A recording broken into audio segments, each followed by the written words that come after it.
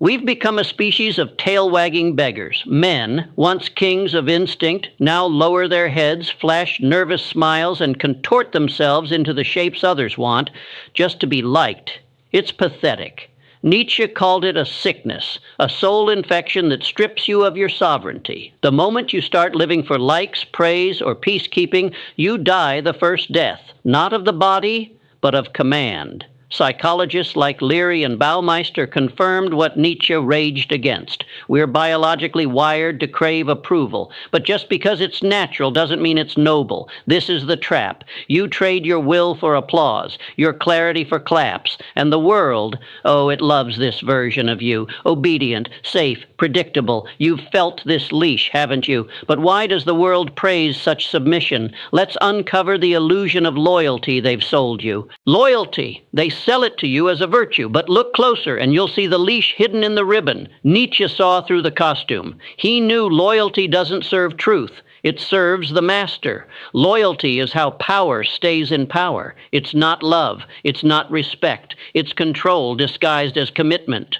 The dog, loyal, dependable, noble, they say. But loyalty didn't elevate him. It broke him. It trained him to obey hunger cues, suppress instincts, and wag on command. Even Rousseau and Hobbes warned us. Social contracts are built on an unspoken deal.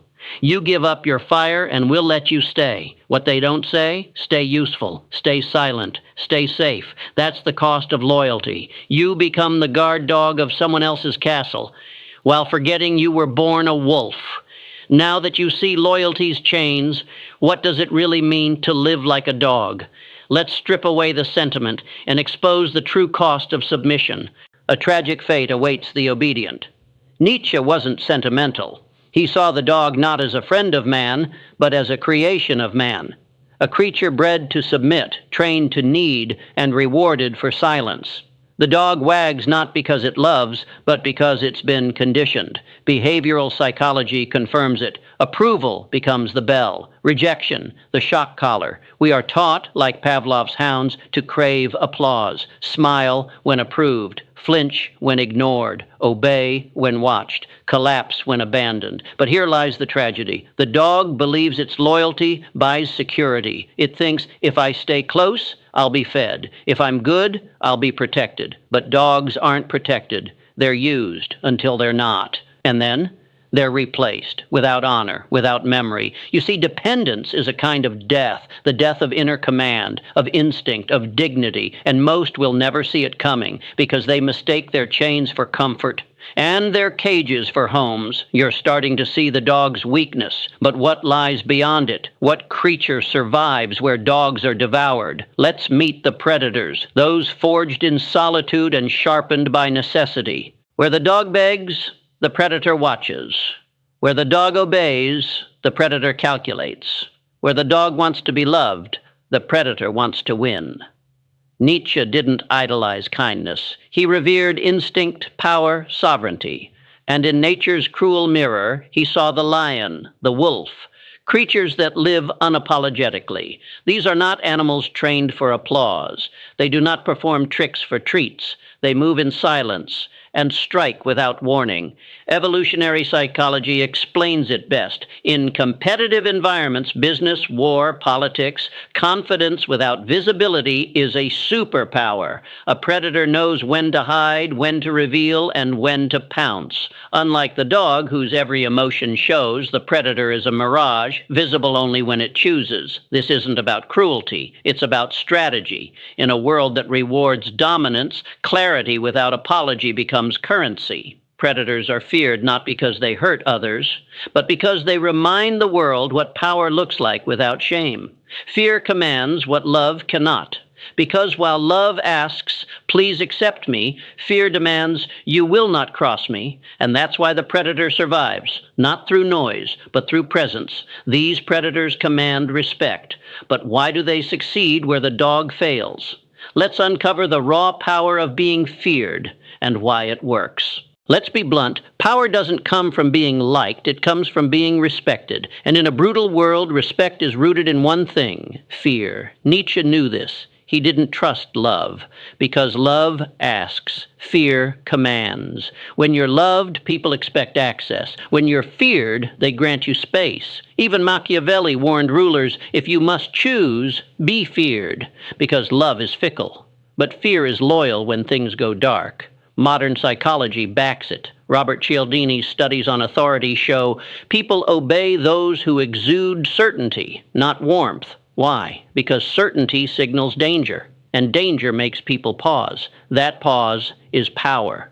You've been taught that love wins, but here's the truth. The dog is loved right until it becomes inconvenient. Then it's thrown out. Love made it disposable. Fear would have made it untouchable, because when you're feared, people think twice before discarding you. They hesitate, and that hesitation is your shield. The predator doesn't ask to be followed. It doesn't need approval. Its power is in its potential to destroy, held in check only by will, not need, and that's what terrifies the herd. So tell me, do you want to be liked, or do you want to be unmovable? You're starting to see the strength in fear, but what happens when the obedient dog finally outlives its use? Let's explore the moment society turns on the loyal and exposes the cost of being safe. Loyalty is celebrated until it's not. Society loves a dog only as long as it obeys. But the moment it growls, the moment it hesitates before wagging its tail, it becomes a problem. Nietzsche said it best.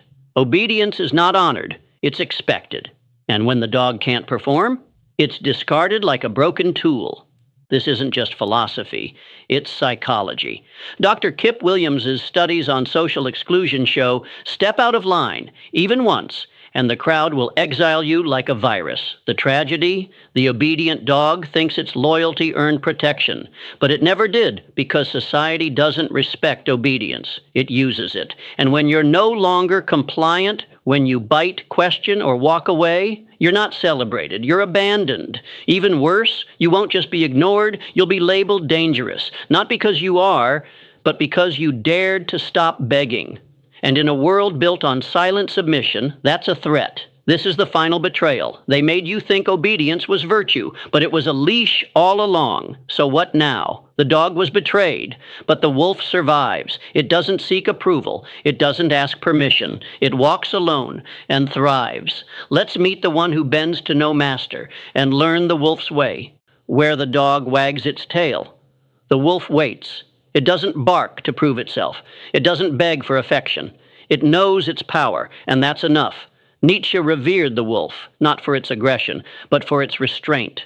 This is strength without noise, a presence that doesn't announce itself, but is felt in every room it enters. Evolutionary biology shows us wolves survive not by chaos, but by calculation. Their power lies in timing, instinct, precision. The dog scrambles for attention, the wolf watches, it waits, then it acts with surgical intent. Psychologists call it low reactive dominance, the quiet confidence that doesn't seek approval because it doesn't need it. And that silence, it terrifies the herd. Because people are conditioned to trust noise. Noise feels familiar, noise feels safe. But the wolf's silence, that's unreadable, uncontrollable, and that's why it commands respect. It's not about intimidation, it's about sovereignty. The wolf doesn't ask, do you accept me? It decides, are you worthy of my attention? You don't need to roar, you need to mean it when you're quiet. Because true strength doesn't flinch, it waits. The wolf thrives in solitude. But how do you become this? How do you build silence into a weapon? Let's explore the art of wearing the wolf's mask. The wolf doesn't growl to prove it's a predator. It lets others forget until it's far too late.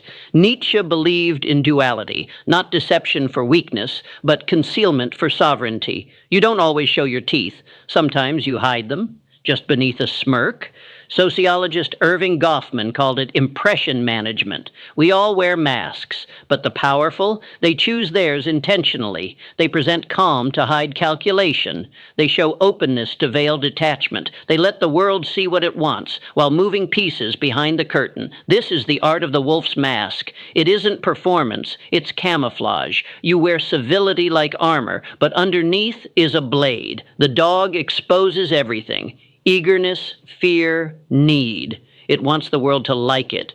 But the wolf, it wants the world to underestimate it. That's the difference between noise and threat. Strategic concealment creates tactical space. It confuses, it destabilizes, it protects your inner core from exposure, from manipulation, betrayal, and theft.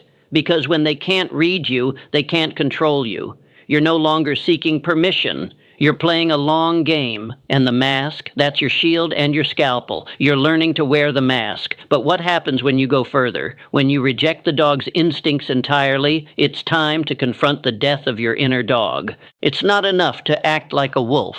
You have to kill the dog that still lives inside you. That voice that says, "Will they like me? Am I being too harsh? Maybe I should just stay quiet." That voice is not your conscience. It's your conditioning, a relic of years spent chasing pats on the head from people who wouldn't bleed for you. Nietzsche didn't hate the dog because it was soft. He despised it because it betrayed the self. Surrendering autonomy for the illusion of being good. Carl Jung called it the shadow, the parts of us we deny, repress, and bury. The dog isn't just fear. It's the refusal to confront fear. It's your shadow wrapped in obedience, shaking at the thought of conflict. To kill it is not to become cruel. It's to stop being docile. Psychologists call it cognitive restructuring. You don't silence fear, you reframe it. Fear isn't your enemy. It's a flare, a spotlight on exactly what you need to face. So next time your chest tightens, your throat closes, and the dog in you wants to retreat, don't pet it. Pull the leash. Remind it, I'm not here to be liked. I'm here to be free. This is the inner execution that births strength. With the dog dead, how do you rise as a wolf? Let's uncover the mindset that makes you untouchable. The dog waits for permission. The wolf decides. This is the mindset of the wolf. A consciousness forged in solitude, sharpened by instinct, and liberated from the need to be led. Nietzsche called it the will to power, not power over others, but the power to define your own reality, to impose meaning rather than begging to be given one. Modern psychology agrees. Desai and Ryan's self-determination theory shows that real strength doesn't come from praise or rewards. It comes from autonomy. A wolf doesn't chase approval. He chases clarity. He moves not because he's told to, but because his instinct commands it. He doesn't bark. He doesn't beg. He doesn't boast. He watches. He waits. Then he strikes when it matters. This mindset is not loud. It's not theatrical. It's undeniable. It makes people uncomfortable because nothing is harder to control than someone who doesn't need you. You're not here to fit in. You're here to move through the world untouched, not indifferent, but impervious. You're embracing the wolf's mind. But what about loyalty? Let's dismantle the myth that keeps you leashed to the illusion of virtue. Loyalty. They call it a virtue. They tell you it's noble. They sell it like a badge of honor. But Nietzsche saw it for what it really is, a chain, polished and presented as gold, because blind loyalty, the kind that stays through betrayal, disrespect, and stagnation, is not virtue. It's voluntary servitude. Game theory makes it clear, if you offer loyalty without leverage, you're setting yourself up to be exploited. Loyalty without strategy is weakness. You must learn the difference between allegiance and enslavement. The wolf, he offers loyalty strategically, when it serves his survival, when the alliance is mutual, when the respect is reciprocal. The moment the terms shift, he walks, not out of spite, but out of principle. Because staying loyal to what no longer serves you is not love. It's fear, the fear of standing alone. But the wolf knows solitude beats slavery. So rip the chain. Question the virtue, because the world will praise your loyalty right up until it no longer benefits them. Then, like the dog, you're left out in the cold. Now that you're free from loyalty's chains, how do you navigate a world that demands it? Let's learn the wolf's next move, the art of calculated alliances. The wolf does not make friends. He forms alliances, not out of affection, but advantage. Nietzsche knew sentiment is a luxury the powerful can't afford. In a world ruled by predators, relationships must serve a purpose or be discarded like a chewed bone. According to transactional leadership theory, True leaders don't chase loyalty, they negotiate it. What do you offer? What do I gain? What do we build together? That's the wolf's calculus. The pack exists only as long as the hunt demands it. No misplaced devotion, no bleeding heart vows, only results. And the moment loyalty becomes a liability, the wolf walks, the dog clings, the wolf chooses. That's the difference. Because in a world of shifting tides, unconditional loyalty is suicide.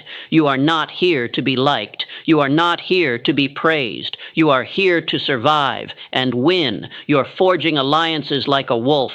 But can you withstand the hatred that comes with standing apart? Let's face the next trial, the cost of your ascent. Power does not attract applause. It provokes fear. And fear turns to hatred. Nietzsche saw it clearly. The moment you rise, the herd will turn. Why? Because your ascent is a mirror. And when they see you climb, they're forced to face the fact that they haven't even moved. Enter Festinger's social comparison theory. Humans don't measure themselves against ideals. They measure themselves against you. So the better you become, the more their resentment grows. But here's the truth. Their hatred is a compass, and it points to your power. Lazarus's research on resilience reveals when you stop fearing disapproval, you become unstoppable. Their judgment, noise, their shame, a leash you've already burned. Because once you embrace the fact that they'll never understand you, you finally become free to act without hesitation. They hated you not because you failed, but because you succeeded without their permission. Let them hate. It means you're no longer one of them. You're rising above the herd. But how do you solidify this power? Let's take a bold step and claim your wolf's voice. Every wolf must make the choice to stop barking for approval and start speaking with truth. This isn't about rebellion for show. It's about owning your voice, even when it trembles, even when the herd turns away. Nietzsche's warning echoes here. You were taught to obey. Now learn to command with your truth. Your hidden truth, it's not weakness. It's your first weapon. According to self-disclosure research, the moment you speak your truth, you stop asking for permission to exist. You begin to build unshakable autonomy. The world doesn't fear noise. It fears clarity. And when you speak from the center of who you are, you become dangerous in the best way. So here's your challenge. In the comments, write one truth you've buried. Something real, something raw, something yours. This is the moment the dog dies and the wolf emerges, not just in silence, but in voice. No more hiding, no more nodding. Speak, stand. Sharpen your truth like teeth. You've claimed your voice, but this is just the beginning. Let's envision the life that awaits, free, dangerous, untamed. This is the life of the wolf. No leash, no master, no need to ask, am I good enough? Because you no longer beg to be chosen. You choose. This life, it's not comfortable. It's not polite, but it's yours. Nietzsche called it the will to power. Not power over others, but over yourself. The ability to carve your path when everyone else is waiting for instructions. And you're becoming. No longer the dog barking for treats. You are the wolf. Feared. Not because you're cruel, but because you're free. This is your birthright, to live unchained, to speak without permission, to create instead of obey. So subscribe, stay sharp, stay untamed, because this isn't the end. It's the first chapter of something savage and sacred. You're not a dog begging for scraps. You're a wolf, untamed, unapologetic, unstoppable.